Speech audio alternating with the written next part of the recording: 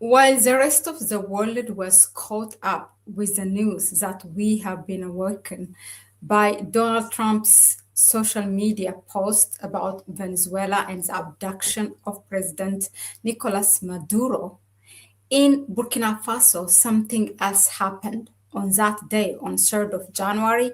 That same night, Burkina Faso has faced another coup, an attempt that was again, to bring down Ibrahim Traore and his whole administration. But thanks to the intelligence unit of Burkina Faso, this coup has been thwarted. Well, this is, we even have lost the count along the way. It's how many coups that they have foiled. This is what they have reported, and there are a number of other things also, other coups that maybe have not been disclosed to the public, but reportedly the people, as usual, has come in the middle of the night in Ouagadougou, in the center around the palace, and they were there, they said, to guard their leader, to protect their leader. So this is what happened. Some of you might say, it's a coup is a coup. Why we are not? He came for, according to the Western media, through a coup. But what happened? There are good coups. There are good coups that are, committed in order to take the natural resources of the country in their own, to work to the benefit of the people. So now this is not something, now the government has not disclosed it, but 2-3 medias on social media platforms has been reported. It's always like this in Burkina Faso or in the Sahel. I mean, they take 24 hours or 48 hours, and then they come and they tell you, even people have footage of the people in the middle of the night, in Ouagadougou, surrounding the palace, and saying they want to protect their leader. So these thousands of people who are gathered late at night, it was around 1 a.m. in Ouagadougou, near the presidential palace, to protect him and show support against the alleged internal plotters and external interference. So the mobilization also showed support for Commander Umaru Yabre, who is President Traore's trusted intelligence chief, who is credited with helping stop alleged coups or attempted coups in the past. This is, are we surprised? No. Maybe this is the beginning of the Black Winter that Captain Ibrahim Traore has told us during the second summit of IES in Bamako. So he definitely has predicted and told us that there is the year ahead is a challenging one. And perhaps this is the start of it. And we have seen what happened on the eve of the year 2026 in the region, from the coup in Benin, the invasion of Nigeria, of Benin, and how the Bola Tinubu acted by the instruction of President Macron, and then the violation of the airspace of Burkina Faso, again by the same Nigeria. There are a number of things that we can pull off, and then the permanent airbase granting of the United States by Ivory Coast. So many things have happened, and to some of them even we have lost the track.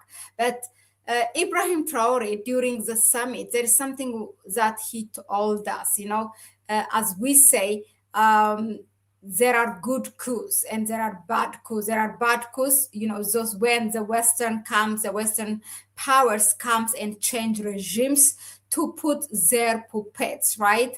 But there are good coups that, like the likes of Burkina Faso, Mali, and Niger, but he told us, Ibrahim Traore told us, we have to ask in Africa in 5 years, or I don't know, less than 5 years, there were 10 coups. Those are that what we are allowed to talk about, and there are another attempts also, he said, and we need to ask why those are happening. And this is what he said, explaining that. You to pause for a moment and think about this number. 10 coups, not in 50 years, not in a generation. 10 coups in just 5 years. Mali, Burkina Faso, Guinea, Niger, Gabon, Sudan, Chad, and more attempts we are not even allowed to discuss openly. Every time it happens, the same voices rise. They say Africa is unstable. They say Africans do not understand democracy. They say we are allergic to civilian rule. But no one asks the real question. Was democracy ever real here in the first place? Because what we were given was not power in the hands of the people. It was elections without sovereignty, ballot boxes guarded by foreign interests, presidents who spoke the language of their people during campaigns, then answered to outsiders once elected.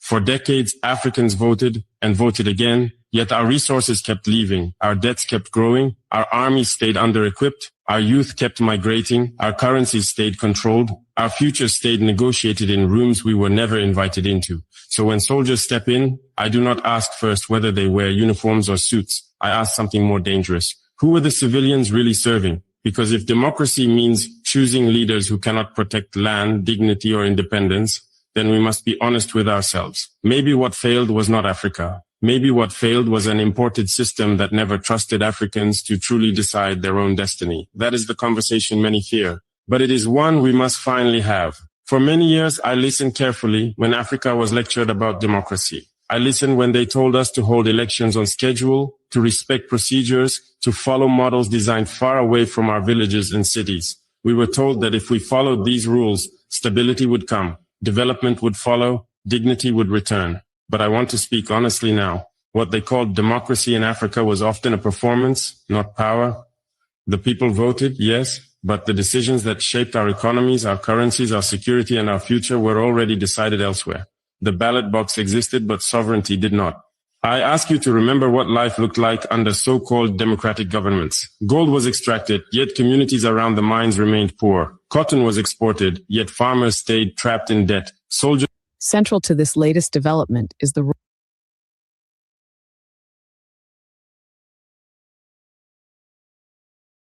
So yeah, that's what he told us, that we need to ask ourselves why the coup in Africa are happening, and that is the reason. Well, if the reason is that, meaning this good coups are happening because those leaders wanted to take the matters of the affairs of their own country in their own hands, then this is not something what the colonial powers want you to do. So they will repeatedly try to throw down that regime. Now, this is not like before in colonialism time, where the Europeans send or the Americans send their soldiers, but they are using our own people. Now, these are in general, in Traore's case, it's mentioned that internal protesters.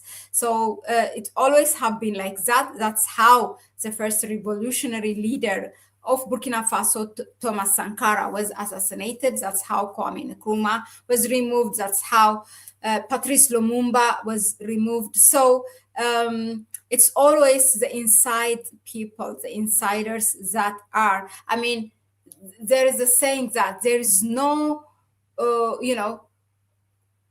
part that Africans did not take. In all our demise, we have been part of it. We have been,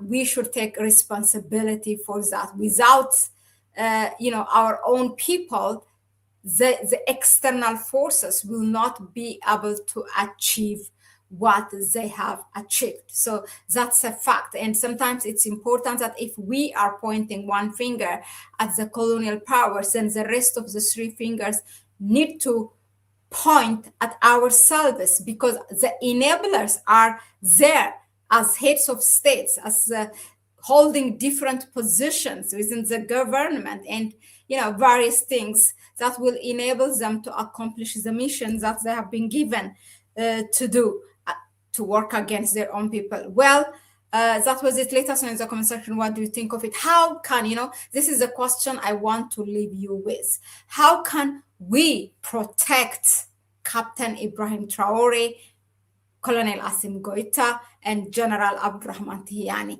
How can we do it from afar and from close by?